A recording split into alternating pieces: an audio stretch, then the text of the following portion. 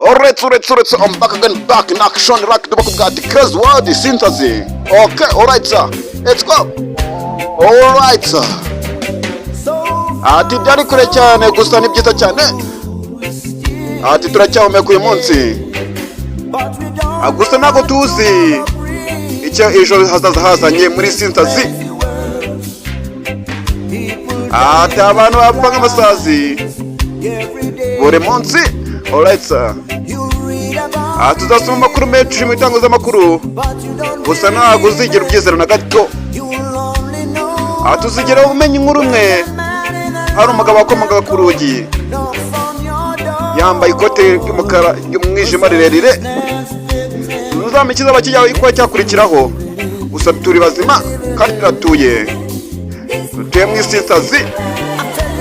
Ati ndakubwira utuye mu synthesis discuss what utuye nuye mu synthesis. Okay, ndakubwira tuye nuye mu synthesis. Alright sir.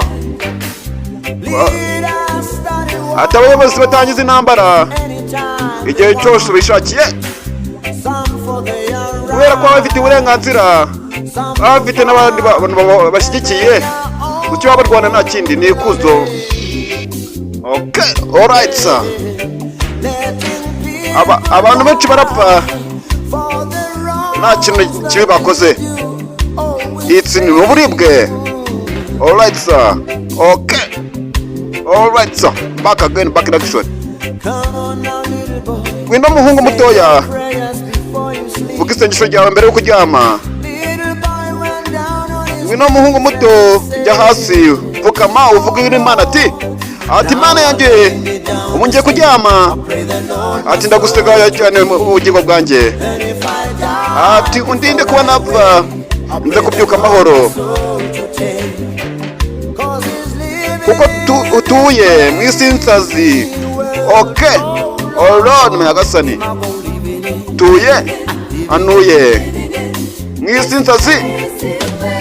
Utuye nuye mu synthesis. Ndakubwira umugabo utuye mu synthesis. Okay, alright sir. Utuye nuye mu synthesis. Discuss what buri wese utuye mu synthesis. Alright sir. Tuye mu synthesis.